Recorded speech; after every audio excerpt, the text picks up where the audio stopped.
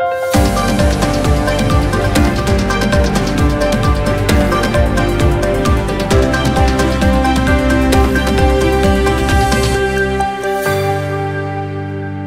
मी अनुष्का. शंखनाद न्यूज चॅनलच्या मराठी बातमीपत्रात आपल्या सर्वांचं परत एकदा स्वागत करते. बघूया आजच्या काही मराठी ठळक बातम्या. इवान आणि अमर जवान स्मारक समितीच्या वतीने शहराच्या अजनी चौक परिसरात प्रजासत्ताक दिन साजरा करण्यात आला. देशाचे भारतीय संविधान अंमलात आणला गेलेला हा दिवस सर्व माजी सैनिकांनी मोठ्या आनंदात साजरा केला. यावेळी अजनी चौक परिसरात लावण्यात आलेल्या युद्ध टँक जवळ ध्वजारोहण करण्यात आले. या दरम्यान विविध देशभक्तीपर सांस्कृतिक कार्यक्रमाचं आयोजन देखील अजनी चौकात करण्यात आलं.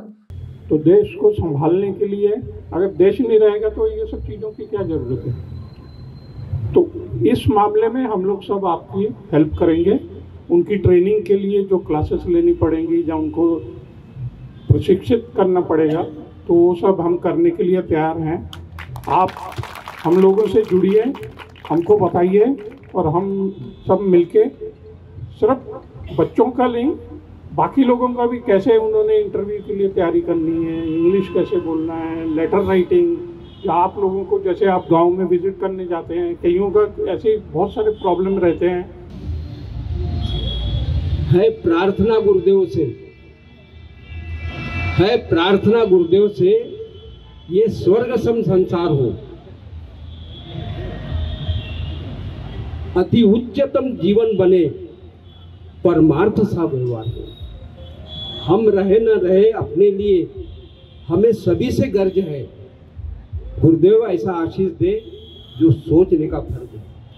सगळे इथे एकत्रित आलो त्याबद्दल सगळ्यांचं स्वागत. आणि या अनुषंगानं आमचे जितके परिचय झाले, जितके मान्यवर अधिकारी इथं आलेत, त्यांना कर्मयोगी फाउंडेशनबद्दल आम्ही सूचना दिली होती की असा कार्यक्रम समाजसेवेशी संघटित ज्या संस्था आहेत त्याच्याशी आम्ही जुळत आहोत आणि त्यांचा सत्कार करण्यासाठी आपण इथं आमंत्रित आहात. सगळे अधिकारी म्हणजे सांगण्याला मान देऊन इथं आलेत आणि या सगळ्यांचा सत्कार केला. समाजसेवा ही आवश्यक आहे. सैनिक सेवा करत असतो आणि समाजसेवा पण करत असतो. आफ्टर इंडिपेंडन्स झाल्यानंतर आपली जी गाईडलाईन होती की कसं वागावं, ऑफिसमध्ये काय कराल, कुठे काय, हे ते सगळं इंग्रजांच्या माध्यमातून जायचं. म्हणून 26 नोव्हेंबर 1949, 26 नोव्हेंबर 1949 संघटना तयार झाली, आपली विधान तयार झालं, भारतीय संविधान. आणि मग ते आपल्या पुढे ठेवलं आणि त्याच्यामध्ये मग सांगितलं होतं की आता आपण भारताला गणराज्य म्हणू. तोपर्यंत आपलं एकाप्रमाणे फक्त राज्य होतं. त्याच्यानंतर आपण गणराज्याची त्याला परिभाषा दिली आणि त्याला आपण एका चौकटीमध्ये बांधलं, एका फ्रेम बुकमध्ये बांधलं. ते आपलं एक टेक्स्ट बुक आहे की बा काही झालं तर चेक करा, छोट्या छोट्या गोष्टीचं असं आलं. आणि त्याच्यातून आपण समता, समरसता, भाईचारा अशा अनेक गोष्टी आहे. आपली काय कर्तव्य, आपण काय करायला पाहिजे देशासाठी, कुठपर्यंत आपण योगदान कसं करावं, या सगळ्याबद्दल वेगवेगळं दिलं आहे. जाड पुस्तक आहे आणि ते आपल्याला जेव्हा कधी वेळ मिळतं वाचावं. आपण त्याच्यातून निगेटिव्ह पॉईंट म्हणून नाही, लोक काही कोणाला म्हणतील, आपण आपला अभ्यास करायचा जेव्हा कधी मिळतं. कारण हळूहळू वाजून आपले लोक एवढी सिन्सिअरिटी कुठून येते. आम्ही त्यांना हे सांगतो की 20 वर्ष, कुणाची 25 वर्ष, कुणाची 30 वर्षाची सेवा.